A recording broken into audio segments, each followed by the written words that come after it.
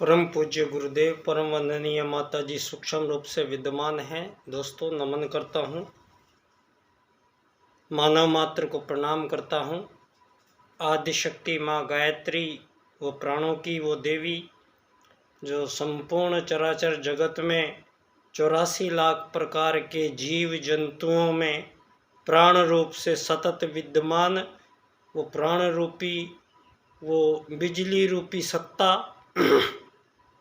समस्त जीवधारियों में जीवन के रूप में विद्यमान आदिशक्ति माँ गायत्री, जिनके कारण संपूर्ण चराचर जगत प्राणमय है। ऐसी आदिशक्ति माँ गायत्री जो सनातन भारत की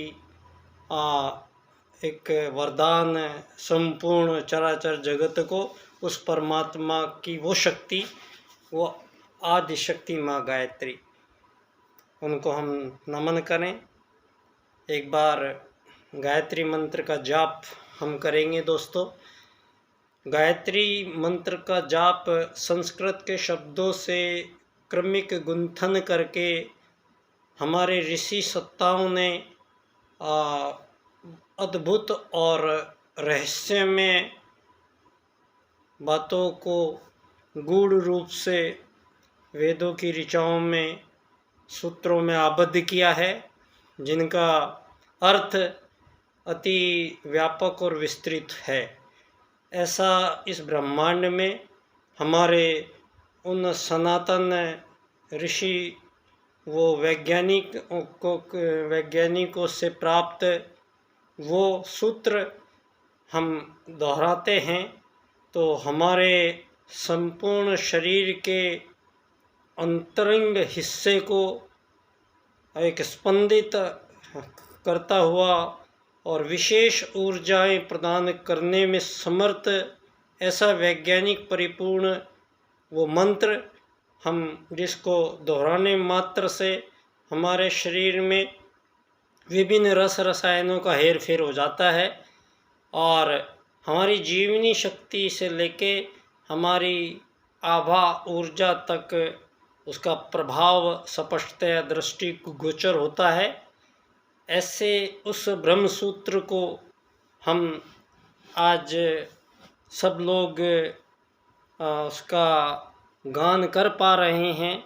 तो इसमें आज के कलयुग में ऐसे समय में हम परम पूज्य गुरुदेव को पुनः नमन करते हैं, जिन्होंने आदि शक्ति माँ गायत्री को मध्यकाल में कुछ त्रुटियों के कारण कुछ उसमें ऐसे जोड़ दिए गए थे तथ्य, तो उनका सबका निवारण और निराकरण करने के पश्चात संपूर्ण मानव जाति को गायत्री मंत्र की दीक्षा परम पूज्य गुरुदेव ने दी है।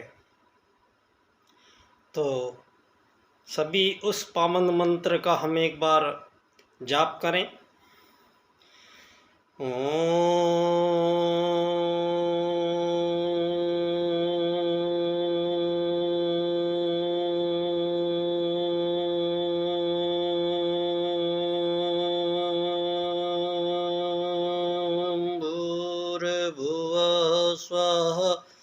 तत्सवितुर्वरेण्यं भर्गो देवस्य धीमहि धियो यो नः प्रचोदयात्। ओम गुरुर्ब्रह्मा गुरुर्विष्णु गुरुरेव महेश्वर गुरुर्साक्षात् परब्रह्म तस्मै श्री गुरुवे नमः। परम पूज्य गुरुदेव परम वंदनीय माता जी सूक्ष्म रूप से विद्यमान है। दोस्तों ये शरीर में विद्यमान यहाँ समय समय पर परमात्मा स्वयं भगवान अवतरित होते हैं और ये आश्वासन हमें सतयुग के बाद से ही यहाँ जब भी आवश्यकता हुई है परमात्मा की धरती पे, उन्होंने यहाँ पर आकर मानवीय शरीरों में जन्म लेकर और अपनी लीलाओं के माध्यम से, अपने कर्म और कर्तव्यों के माध्यम से इस संसार को पुनः उस रास्ते पर वो लाना चाहते हैं जिस रास्ते को उन्होंने बनाया है। दोस्तों, यहाँ केवल हम लोग बहुत छोटी सी सोच में आज अवस्थित रहते हैं मानव जाति। आज एक बहुत बड़ी सबसे पहला प्रश्न अगर यहाँ पर बात करने का मैं प्रारंभ करता हूँ तो मैं सबसे पहले आपके समक्ष एक प्रश्न आया है जो मेरे पास सामने, वो वाजिब एक प्रश्न आया है दोस्तों कि हम इतने ज्ञान विज्ञान, इतनी प्रगति उन्नति, इतनी जो दुनिया को बताते चले जा रहे हैं और भौतिक विज्ञान, विशेषकर भौतिक विज्ञान की उन्नति के कारण मानव जीवन के स्वयं के बोध से आज अनभिज्ञ होकर और एक ऐसी दुनिया का विनिर्माण हो चुका है धरती पर जो पूर्णतः एक भौतिक संसाधनों को प्राप्त करना ही उनके लिए एक संघर्ष है और भौतिक पदार्थों को प्राप्त कर लेना ही उनके मानव जीवन का लक्ष्य और उद्देश्य है। दोस्तों, आज हमें बचपन से ही जब जो सिखाया जाता है, जो हमें ज्ञात हुआ है, तो सबसे पहली बात तो ये थी कि हमारा सनातनी भारत है। तो सनातनी भारत का मतलब ये है कि सबसे प्राचीन है। धरती पे जितने भी मानव निवास करते हैं उन सबसे पहले धरती पे मानव जहाँ जन्मे हैं उस धरा का नाम ये पावन क्षेत्र ये भारत भूमि है। अब इस बात में कोई संशय रह नहीं गया है कि सबसे क्योंकि हम जो यहाँ पर आज जो मानव की हम बात कर रहे हैं, इतने ज्ञान विज्ञान की जिसकी हम बात कर रहे हैं, इतने विकास की हम बात कर रहे हैं, लेकिन एक यथार्थ सत्य ये भी है कि हमारा जो ये ब्रेन है, जो मस्तिष्क है, इस मस्तिष्क में जो ज्ञान तंतु हैं, जो न्यूरो हार्मोनल सेंटर हैं, वो ज्ञान तंतु अरबों की संख्याओं में यहाँ पर विद्यमान है हमारे इस शरीर में, और ये हर किसी के शरीर में विद्यमान है। लेकिन ये जब तक ये मानव छोटा सा था, जो पढ़ाया गया, जो सिखाया गया, जो इसने किया, जो बोला, जो सारी दुनिया में मैं जी के आ गया, मैंने आपके सारे ही काम कर लिया, आपकी पढ़ाई भी कर ली, लिखाई भी कर ली, नौकरी भी कर ली, आपके वोट भी डाल दिया, आप परिचय पत्र भी बनवा लिए, आपकी वैक्सीन भी लगवा ली, आपके सारे के सारे काम करने के बावजूद यहाँ पर धरती पर जितने भी मानव हैं उनकी 6 या 7% से ज़्यादा जो ये बुद्धि है ये सक्रिय नहीं हो पाई है। ये सवाल सारी मानव जाति के समक्ष एक बन के खड़ा हुआ है कि यहाँ पर आप जिसको हमें चमत्कारों की दुनिया कह रहे हैं, ये ऐसे चमत्कार तो यहाँ पर हजारों साल पहले हम लोगों ने यहाँ से प्रारंभ करके और सारी दुनिया को ये दिखा चुके हैं।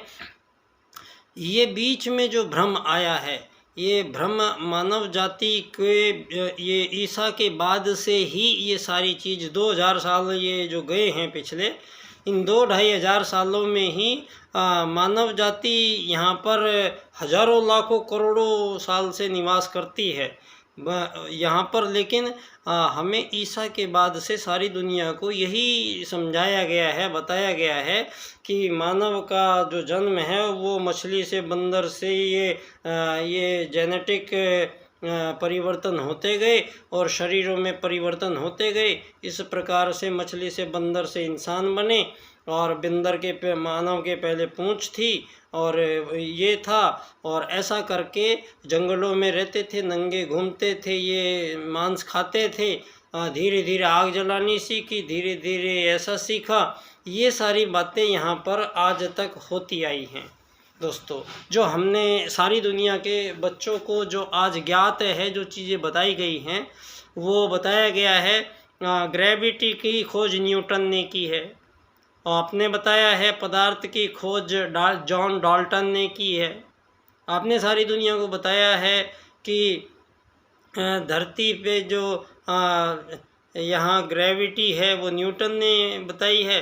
हवाई जहाज़ यहाँ पर आपके किसी ब्रदर्स ने बनाए हैं। तो यहाँ पर ये सारी की सारी चीज़ें आज जो पश्चिम जगत के ने जितनी भी शोधें हैं, चाहे वो रसायन विज्ञान की, भौतिक विज्ञान की, ये सारी की सारी खोजें जो बताई गई हैं पिछले 2000 सालों में, दोस्तों यहाँ ये आज आपके समक्ष एक प्रश्न और उभर के आया है। आपके समक्ष यहाँ पर ये हम उसी भारत में हैं और मेरे ही सामने कुछ सालों पहले की बात है, हमारे ही आज़ाद देश की आज़ाद भारत सरकार, हमारी ही आज़ाद भारत सरकार हमारे सुप्रीम कोर्ट में हलफनामा पेश करके कह रही थी कि भगवान श्री राम एक काल्पनिक चरित्र है, उनका कोई वो साक्षात कुछ उपस्थिति नहीं है, ये भारतीयों की काल्पनिक कथाएं हैं जो नानी दादियाँ सुनाया करती थी। तो ये बात को हम अभी तक कुछ सालों पहले तक हम इतना दंश आप इन बेवकूफ़ों का झेलते आए हैं। और अब क्या हुआ, अब थोड़ा ये हुआ कि जैसे आपके वैज्ञानिक उपकरण ये जो आपने लगाए हैं सैटेलाइट पे, तो सैटेलाइट ने यहाँ पर आपके एक ऐसी पिक्चर खींच दी है जो समुद्र के नीचे, थोड़ा सा पानी के नीचे, भगवान श्री राम का जो बनाया हुआ पुल, श्री राम सेतु जो उन्होंने बनाया था आज से 5000 साल पहले, वो पुल आज नासा की सैटेलाइट से उसकी पिक्चर, उस पुल की पिक्चर आ गई है। और फिर उसके इन्होंने उसका परीक्षण किया तो ये नासा ने लिख के दिया कि ये पुल जो है ये मानव निर्मित है और आज से 4-5 हज़ार साल पुराना है। ये उनको लिख के देना पड़ा। तो नासा का ये मान लेना कि ये भगवान श्री राम के समय का बनाया हुआ पुल है, तो ये साबित कर देता है कि जो मानव जाति जो चली आ रही है पीछे से, जो आज मानव जाति के पास जितना भी विकास, जितना भी कुछ है मानव जाति के पास, तो आप ये 2100 साल की देन इसको जो कह रहे थे, अब भगवान श्री राम के यहाँ पर स्पष्ट होने के प्रमाणों के साथ और ये सिद्ध हो जाता है कि ये चीज़ें जो आपने अभी बताई है, ये सारी की सारी चीज़ें हमारी हजारों साल पहले ही यहाँ पर धरती पर भारतीयों ने, सनातन भारतीयों ने सारे विश्व के सम्मुख ये रख दी थी। आज से हज़ार सालों पहले ये आप कह रहे हो कि पदार्थ की खोज न्यूटन ने की है, लेकिन यहाँ तो हजारों साल पहले महर्षि कणाद ने पूरे पदार्थ जगत की व्याख्या करके पूरे ग्रंथ लिख डाले हैं। आप कह रहे हैं ये न्यूटन ने बताया कि धरती पे कोई बल नहीं काम कर रहा है, अपने आप घूमती है। तो ये तो आर्यभट्ट और बारामीहिर ने हजारों साल पहले आर्यभट्ट और बारामीहिर के जो आर्यभट्ट का विशेष तौर से गणित के क्षेत्र में धरती को सारा गणित, बीज गणित, अंक गणित, शून्य रेखा गणित, ये सारे गणित जो यूनान फारस में बाद में पहुँचे हैं, वो सारी दुनिया में गणित के मुख्य सूत्र आज भी सारी दुनिया जो यूज़ कर रही है वो हमारे आर्यभट्ट के हैं, जो आज से हजारों साल पहले ही उन्होंने, आपके ईसा से हजारों साल पहले ही उन्होंने बता दिया था कि धरती अपनी धुरी पर घूम रही है और इसके ऊपर कोई अट्रैक्शन बल काम नहीं कर रहा है, ये अपने आप ही घूम रही है। और सारी दुनिया, सारे ब्रह्मांड में सब अपनी अपनी धुरी पे सब घूम रहे हैं। तो इन घुमाने का जो मूल कारण है वो एक बल है, चुंबकीय बल आप जिसको कह सकते हैं।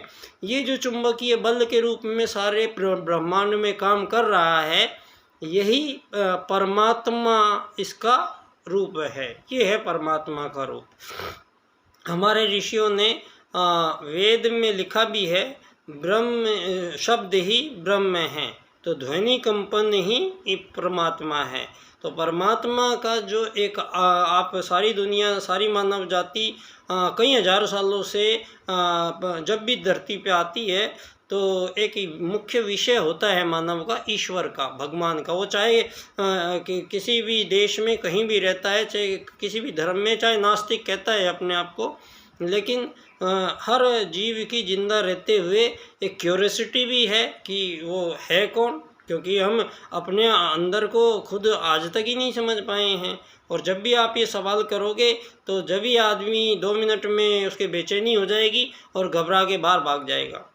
ये सवाल जब हम अपने आप से पूछते हैं कि मैं कौन हूँ, तो यहाँ से अंदर से हमें डर लगता है कि जो बाहर वाला जो ये दिख रहा है, जो ये कर रहा है, जो काम ये करता हुआ दिखाई दे रहा है, तो अंदर वाला तो इसके बिल्कुल विपरीत है, वो तो बिल्कुल ये काम में इन्वॉल्व ही नहीं है। तो यहाँ जो अंदर वाला है उसकी जो भूख प्यास है वो मार दी गई है, और सारी दुनिया के बाहरी शरीर को खुश रखने के लिए, आनंद रखने के लिए जो अपनी कर्मेंद्रियाँ, ज्ञान इंद्रियों के जो सुख हैं, जो भौतिक संसाधनों के सुख हैं, पिछले 2000 सालों में मानव को अपने मूल लक्ष्य से हटा के और उसको उल्टे रास्ते पे चला दिया गया है। क्योंकि यहाँ पर मानव है कौन? धरती का प्रारंभ ही इसी चीज़ से होता है, ज्ञान का प्रारंभ ही यहाँ से होता है।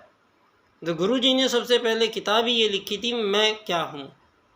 तो उसी के पुस्तक में वो सारी दुनिया को वो पुस्तक एक बार पढ़ानी होगी हमें, और ये बात क्लियर हो जाएगी कि मानव एक शरीर नहीं है, मानव एक आत्मा है। तो दोस्तों, हमारे ही वेद सूत्रों में ये 2 सूत्र जो ये हमें मिले हैं, ये आपके सारे संसार की सारी मानव जाति को दोबारा से आप लोगों को आपका परिचय बताने के लिए तैयार हैं।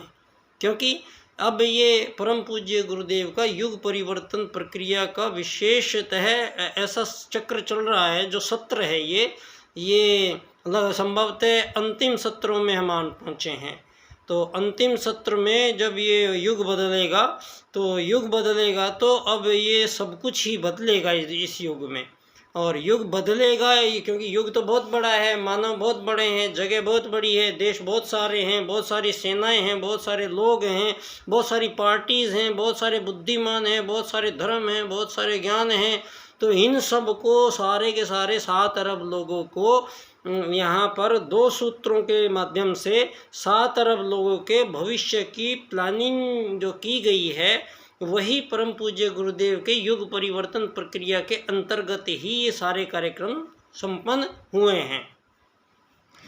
जहाँ 2 सूत्रों में से एक सूत्र है आत्मत सर्वभूतेषु, और इस सूत्र को किसी भी जीव या जो 84 लाख प्रकार के जीव जंतु निवास करते हैं धरती पे, ये सूत्र किसी को समझाने या बताने की, पढ़ाने या लिखाने की ज़रूरत नहीं है। क्यों? क्योंकि प्रत्येक जीव आत्मा में ये 2 सूत्र स्वभावतः उनके अंतःकरण में पहले से ही विद्यमान करके भेजे जाते हैं। और धरती पे जितने भी जीव जगत हैं, ये सब इस नियम को फॉलो करते हैं कि ये एक ही जाति के संपूर्ण मानव जाति आत्मत सर्वभूतेषु। चिड़िया हैं तो वो इसी रूल को मानेंगी, तोते हैं, कबूतर है, गाय है, बैल है, घोड़े हैं, बकरी है, मधुमक्खी है, तितलियां हैं, ये सारी की सारी अपनी एक प्रजाति की जीव हैं। और सभी जीव एक ही प्रजाति में अपने दूसरे में अपना ही अक्ष देखते हैं। जो चिड़िया है वो दूसरे में अपना ही अक्ष देखती है। तो सभी जीव अपना अक्ष दूसरे में देखते हैं, और इसीलिए एक जो ये भांति भांति के जीव समुदाय हैं, ये सारे के सारे जीव समुदाय, इनमें जो एक जीव है वो चिड़िया है, तो एक जगह सारी बैठ जाएंगी और दाना चुगेंगी, एक जगह साथ उड़ेंगी, सब में सहभाग और सहयोग और आपस में संयुक्तता। तो एक ही जीव प्रजाति के सभी जीवों में आत्मत सर्वभूतेषु का सिद्धांत ये कह देता है कि आपस में एक ही प्रजाति के किसी भी जीव में किसी भी प्रकार की भिन्नता परमात्मा को स्वीकार नहीं है। तो यहाँ पर ये जो भौतिक शरीर दिखाई दे रहा है, ये स्पष्ट कर चुके हैं हम लोग पहले ही परम पूज्य गुरुदेव ने, कि ये जो मिट्टी, अग्नि, जल, पृथ्वी, वायु, आकाश से बना हुआ जो ये देह है, हमारा शरीर है, ये चिड़िया, तोता, कबूतर, शेर, बंदर, भालू, ये सो जो इनके जो शरीर हैं वो भी उन्हीं तत्वों से बने हैं जिन तत्वों से हमारा शरीर बना है।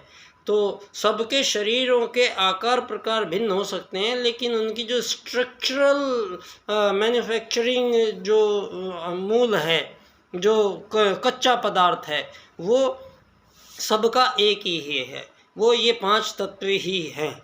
और अब ये बात, जो भांति भांति के जैसे कुम्हार है, मिट्टी उसके हाथ में है, तो मिट्टी से वो सारी प्रकार के, कोई गोल बनाएगा, कोई लंबा बनाएगा, कोई चिड़िया बनाएगा, कोई तोता बनाएगा, कोई मटका बनाएगा, कभी थाली बनाएगा, कभी चूल्हा बना देगा, कभी कुछ कर देगा। तो वो जो मिट्टी से जो हम स्ट्रक्चर बनाई हैं, ठीक यही हाल है परमात्मा द्वारा सभी जीवों को, 84 लाख प्रकार के जीवों की जो स्ट्रक्चर बनाई गई है, उनमें जो मटेरियल यूज़ किया गया है वो सब में एक समान है। तो सब में आत्मत सर्वभूतेषु का ये सिद्धांत यहाँ ये प्रूव होता है और साबित होता है। तो यहाँ अगर आप कहने लगे कि ये चिड़िया में, तो चिड़िया को में कोई जीव नहीं है, कोई आत्मा नहीं है, चिड़िया को मार दो, तोते को मार दो, बकरी को मार दो, सबको मार दो और सबको मार के खा रही है जो दुनिया, तो ये कितना बड़ा मतलब एक मति भ्रम, दुर्बुद्धि, कुबुद्धि और अबुद्धि यहाँ धरती पर इसको ज्ञान विज्ञान कह के, और सारी दुनिया मतलब अपने आप को एडवांस दिखा रही है, अपने आप को बहुत पढ़े लिखे, बहुत ज्ञानी कहलाने में इनको खुशी हो रही है सारी दुनिया को। और सारी दुनिया में सारे जानवर डब्बों में बिक रहे हैं और सारी दुनिया उन डब्बों में से जानवरों को काट काट के खा रही है। संपूर्ण रूप से मानव शाकाहारी प्राणी होने के बावजूद ये गलतियां 1000 साल से करता चला जा रहा है, तो युग परिवर्तन में क्या होगा फिर? युग परिवर्तन में मानव जाति को किसी भी जीव की हत्या करने का अधिकार सारे छीन लिए जाएंगे, ये होगा युग परिवर्तन। क्लियर कर लीजिए आप लोग, यहाँ युग परिवर्तन तो होने जा रहा है, लेकिन किसी भी जीव की हत्या करके उसको भक्षण मानव कर नहीं पाएगा। ये धरती पे युग बदलने के बाद ऐसे होंगे मानव। कैसे होंगे वो हम सब बताएंगे, सूत्र सारे क्लियर हो जाएंगे आपके समक्ष, क्योंकि मानव शाकाहारी प्राणी है। ये सारी धरती की लैबोरेटरी को और सारे विश्व के सम्मुख चुनौती दे के मैं सिद्ध करता हूँ कि मानव शाकाहारी प्राणी है, मांसाहारी प्राणी नहीं है। तो दोस्तों, आत्मत सर्वभूतेषु वसुधैव कुटुंबकम, परम पूज्य गुरुदेव का लक्ष्य है वसुधैव कुटुंबकम। ये हमारे ऋषियों ने 2 सूत्र जो प्रदान किए हैं, परम पूज्य गुरुदेव अपने सारे ऋषियों की सभी विधाओं को पुनः उनके प्रयोग किए, पुनः उनके परीक्षण किए, पुनः उनके रिजल्ट घोषित किए और सारे लिख डाले। सारे 3200-3300 किताब लिखी है गुरुजी ने, कोई एक मुद्दा नहीं छोड़ा है, सारी जगह सारी चीज़ें मिल जाएंगी। परम पूज्य गुरुदेव की घोषणा थी कि युग परिवर्तन के समय पे सारी धरती के मानवों को एक ही धुरी पे इकट्ठा करेंगे, सारी धुरी के मानवों का एक ही धर्म होगा, सारी मानव जाति के एक ही रूल्स एंड रेगुलेशन होंगे, सारी मानव जाति को एक इकाई मान के, एक समान मान के, और आगे का भविष्य आ रहा है दोस्तों। अब इसमें एक चित्र आपको पीछे दिखाई दे रहा है। ये चित्र है दोस्तों, ये परम पूज्य गुरुदेव स्वयं महाकाल जब धरती पे आते हैं, प्रज्ञा अवतार के रूप में जो आते हैं धरती पे, और पूरे युग परिवर्तन प्रक्रिया को घोषित करते हैं युग निर्माण योजना के माध्यम से।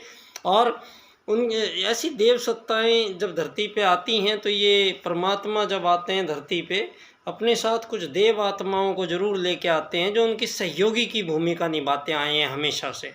तो इस बार भी ऐसा हुआ है। इस बार एक ये बात अभी बहुत ही कम लोगों को पता है, परम पूज्य गुरुदेव और पंडित दीनदयाल उपाध्याय जी दोनों ही उपाध्याय थे, गुरुजी भी उपाध्याय थे और दोनों आगरा ही जिले के थे। दीनदयाल उपाध्याय जी चंद्रभान नंगला आगरा के थे, परम पूज्य गुरुदेव अमलखेड़ा आगरा के थे। दोनों उपाध्याय थे और बचपन काल में ही दीनदयाल उपाध्याय जी से गुरुजी की मुलाकात हो चुकी थी और इनकी मुलाकातें अक्सर होती रही हैं। और उसके मैंने एक चित्र मुझे प्राप्त हुआ था, वो मैंने प्रेक्षित किया है। तो यहाँ मैं आपको एक ऐसी चीज़ से पर्दा उठाना चाहता हूँ जिस पर पर्दा डाला हुआ है, ज़बरदस्ती डाला हुआ है इन लोगों ने। ये राजनैतिक जो लोग हैं, इन लोगों ने पंडित दीनदयाल उपाध्याय जी के जो मूल सूत्र हैं, उन मूल सूत्रों की चर्चा दुनिया में ना तो आने दी, ना होने दी, ना हमारे पूरे भारतवर्ष में इनके उन सूत्रों की कोई चर्चा कभी की नहीं गई है। क्यों?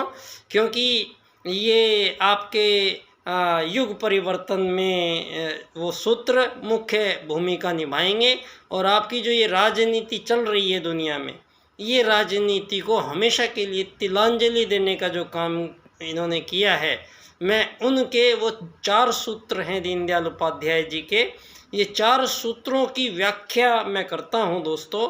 आर्थिक लोकतंत्र द्वारा अर्थायाम आधारित एकात्म मानववाद की राजनीति की स्थापना विश्व में होगी, तब हमें अंत्योदय की प्राप्ति होगी।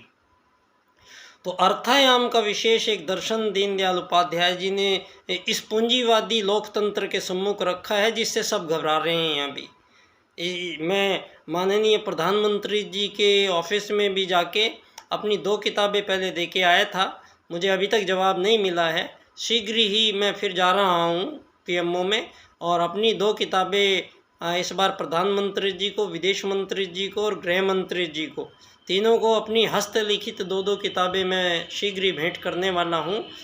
तो दोस्तों, यहाँ पर जो पंडित दीनदयाल उपाध्याय जी हैं, इन्होंने राजनीति के पुनर्निर्धारण का जो कार्य करना था, परम पूज्य गुरुदेव की आज्ञा के अनुसार इन्होंने विश्व राजनीति में 4 सूत्र प्रदान किए हैं, जिनमें से इनका मुख्य सूत्र है एकात्म मानववाद, जहाँ ये मानव को एक आत्मा समझकर राजनीति की कार्य प्रणाली का निर्धारण करते हैं और मानव जाति को शरीर भाव से मुक्त करते हैं।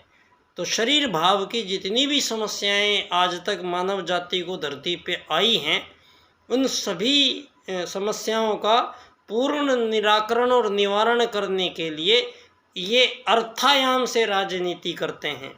अर्थायाम में इनका विषय स्पष्ट है, न मानव के पास धन की अधिकता हो किसी के पास, और न किसी के पास धन ज़्यादा हो।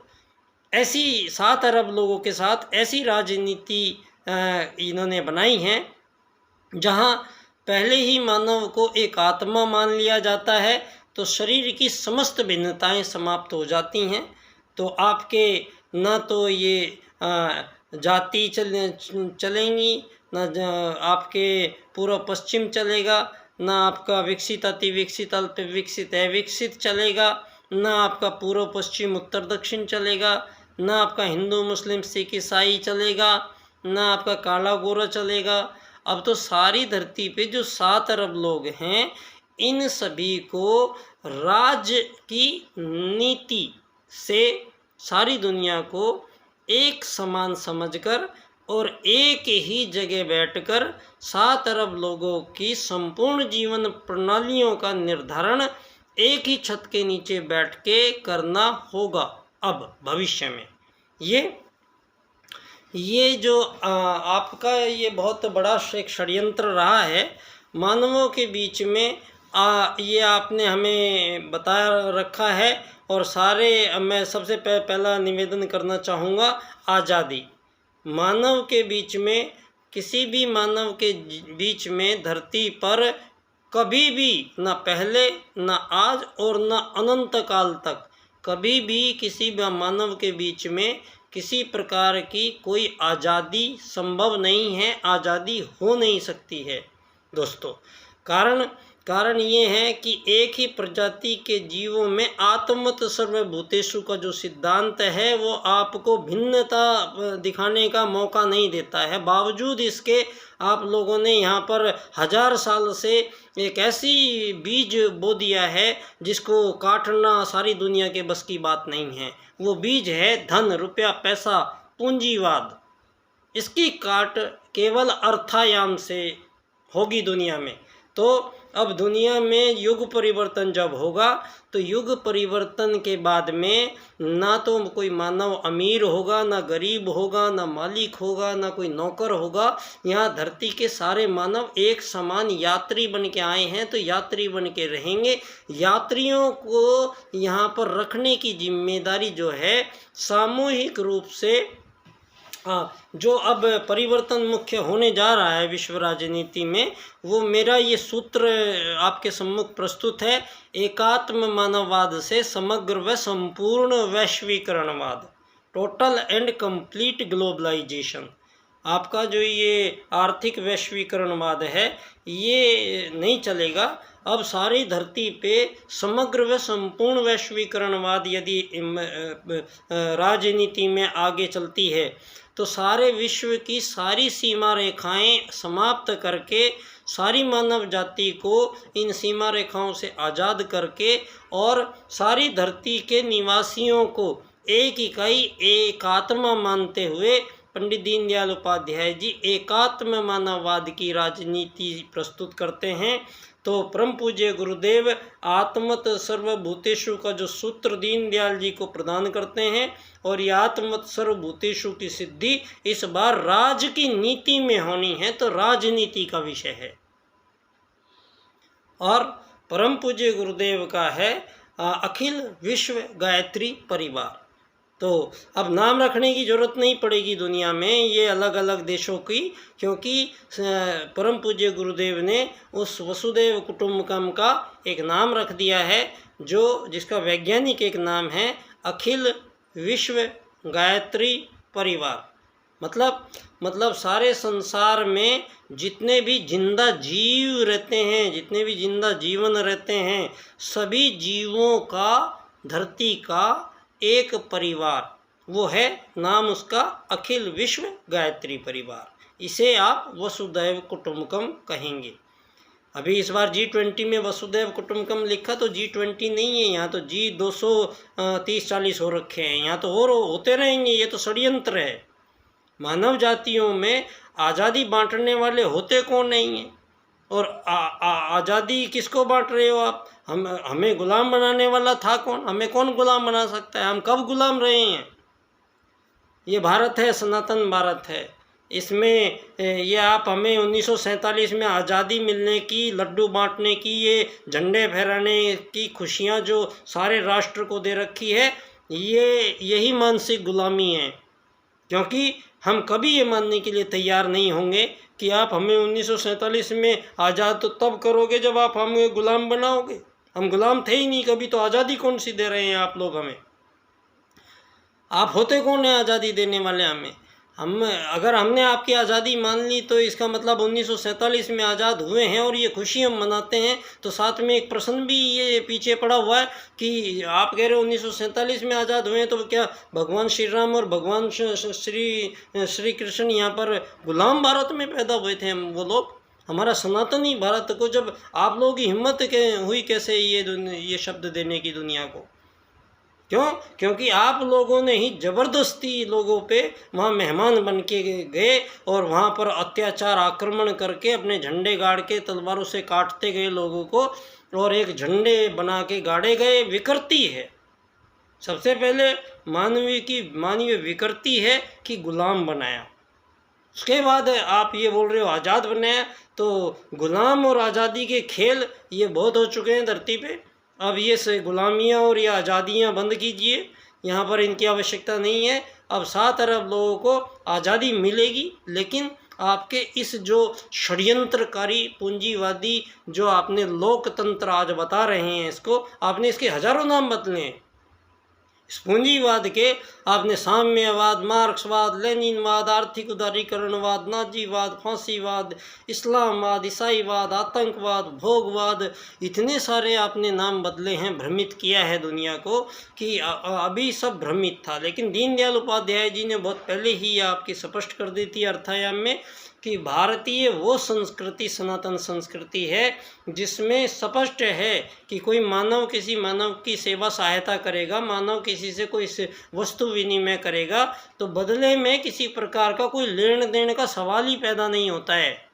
और आपने कहा कि आपस में लेन देन के लिए आपने धन रुपया, डॉलर, पैसा, सोना चांदी देना पड़ेगा। तो यहीं पर दीनदयाल उपाध्याय जी ने आपके पूंजीवाद को नकारा है और अर्थायाम से एक नया सिद्धांत ऐसा जो युग परिवर्तन का मुख्य सूत्रों में से एक होगा, उसको प्रदान करने वाले दीनदयाल उपाध्याय जी हैं। और ये कार्यक्रम परम पूज्य गुरुदेव के निर्देशन में ही संपन्न हुआ है।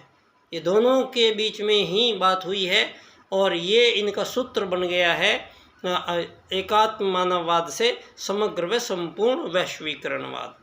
अगर हम इस पर संभाषण करेंगे या दीनदयाल उपाध्याय जी के 4 सूत्रों को इस क्रम से हम इनकी व्याख्या करेंगे।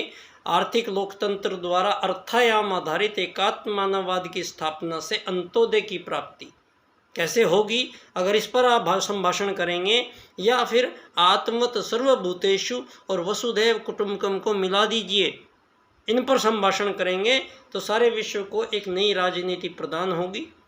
ये कार्यक्रम पंडित दीनदयाल उपाध्याय जी की जन्मस्थली धानक्या स्टेशन जयपुर राजस्थान यहीं मेरे पास है, यहीं पर संपन्न होगा, यहीं पर ये व्याख्यान होगा और ये व्याख्यान शीघ्र ही होने जा रहा है। इसमें परम पूज्य गुरुदेव की तरफ से हमें आशीर्वाद मिल गया है। डॉक्टर चिन्मय पांड्या जी ने हम इस व्याख्यान के लिए हाँ की हुई है।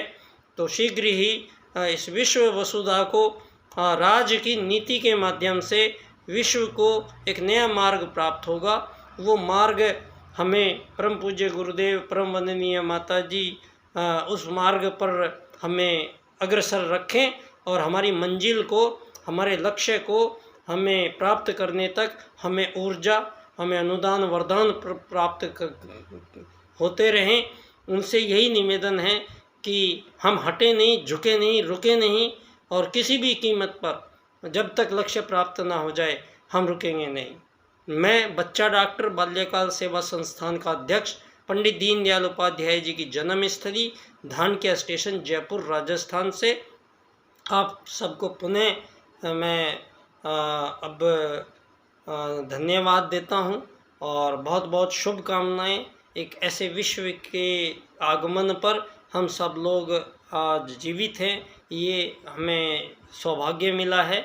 इस सौभाग्य को हम वर्ण करें और सौभाग्य के अनुसार हम कर्म करें और अपने चिंतन को एक ही दिशा में नियोजित रखें। ये आशीर्वाद हमें आदिशक्ति माँ गायत्री का वो प्राण सतत रूप से देता रहेगा। बहुत बहुत धन्यवाद।